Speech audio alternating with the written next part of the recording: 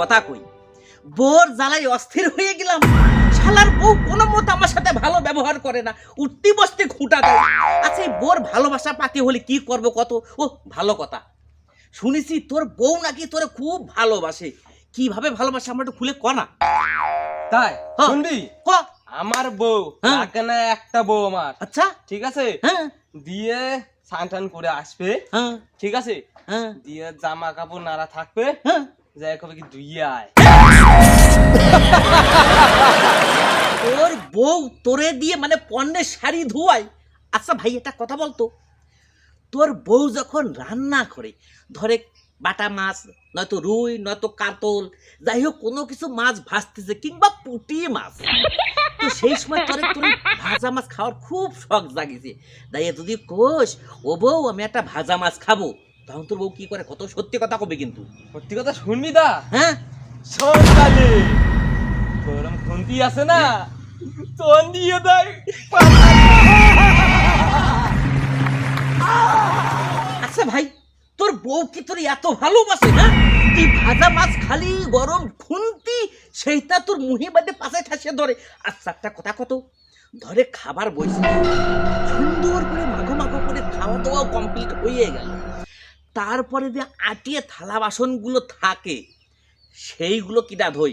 একবারে সত্যি কথা কবি, তুই ধুস না তোর বউ ধোয়? তাহলে শুনবি দা, হ্যাঁ কইস নে, এত এরম করে ভালোবাসা কয় না, মনের ভিতরে লাগিয়ে যায় আমারে। তারপরে লাস্টে কল মারেছে সব কিছু ধুতে কয় থালা বাসন। চিন্তা করা যায়, চিন্তা করা যায়। ওই জন্যই বলি যে এত ভালোবাসা আসে কি জন্য স্বামীর প্রতি বোর? বউ সমস্ত কিছু চিন্তা করিস, স্নান করবে খাবো মানে স্নান করবে, তার আঁটি তার ভেজা কাপড় চোপড় যা আছে এ টু জেড সব কিছু ভাইডারে দিয়ে ধোয়ায়। আবার কারণ ভাজা মাছ যদি খাবার চাই সেইটা কি করে? গরম খুন্তি নয় মুহি নয় পুঙায় ঠাসে ধরে, তাই না? দুঃখ করিস নে ভাই, দুঃখ করিস নে। শুধু এই নাকি, খাওয়া দাওয়ার পরে আবার কি করে? সেই আটিয়ে থালা বাসনগুলো আমার ভাই যে ধোয়াই রে। ভাই তুই চিন্তা করিস নে, তোর বউ তোর এত ভালোবাসে আমি তো ভাবতেও পারিনি। ভাগ্যিস আমার বউ আমার এইরকম ভালোবাসা কিন্তু দেয় তাই না। আমি কিন্তু সত্যি কথা করছি। এইবার একখান সত্যি কথা কত, তুই বউ নিয়ে যখন শ্বশুর বাড়ি যাস, একটা সঙ্গে তোর ব্যাগ থাকে নাকি বোর কাপড় চোপড় নেওয়ার জন্য? অবশ্যই। আচ্ছা ওই ব্যাগ তুই সত্যি সত্যি কত কিভাবে নিয়ে যাস? তাহলে শুনবি দা, শোন তাহলে। সারা পথে হ্যাঁ মানে 10টা হাত মনে হয় লাগান থাকে, ঠিক আছে? লাগান তো মাথার একটা একটা থাকে, হ্যাঁ টেস্ট করে গেলাম, হ্যাঁ নামলাম, হ্যাঁ। বউ কয় কি তুমি এবার মাথায় না খুব চিন্তা করা যায়, বউ সাথে করে শ্বশুর বাড়ি নিয়ে যাবে, বোর সমস্ত গয়নাকাটি থেকে কাপড় চোপড় থেকে শুরু করে সব ব্যাগ বুঝাই করে করে মানে ধরবে না, মানে গোলায় ধান ভরাবো তো ভরবে, ভরিয়ে সেইটা আবার সব ভাইটির ঘাড়ে উঠোই দেয়, বুঝতে পারিস?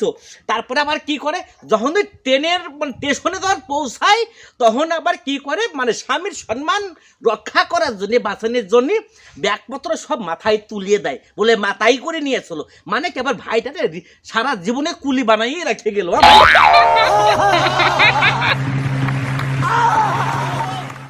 ভাই রে, এত সময় তোর কাছে অনেক সুনাম শুনলাম। আচ্ছা একটা কথা কত, এই বের তুই যখন শ্বশুর বাড়ি যাস তাহলে তো শাশুড়ি তোরে কেমন আদর আপ্যায়ন করে একটু দা? ওই কথা কইস নি, আমি তোর পায়ে ধরি রে দা। অত নিচে তুই নামিস নি, অত নিচে তুই নামিস নি, তোর মনের কথা আমার সব বোঝা হয়ে গেছে, বুঝতে পারিস? আসলে দর্শকরা আমি একটা কথা কবার চাই, বিষয়টা হচ্ছে আমার ভাই যেহেতু আমার নিচে অবধি চলে গেছে, মানে আর কিছু কতিমতি পারতেছে না, শাশুড়ি আমার ভাইরে কেমন খাতির যত্ন করে আর কি।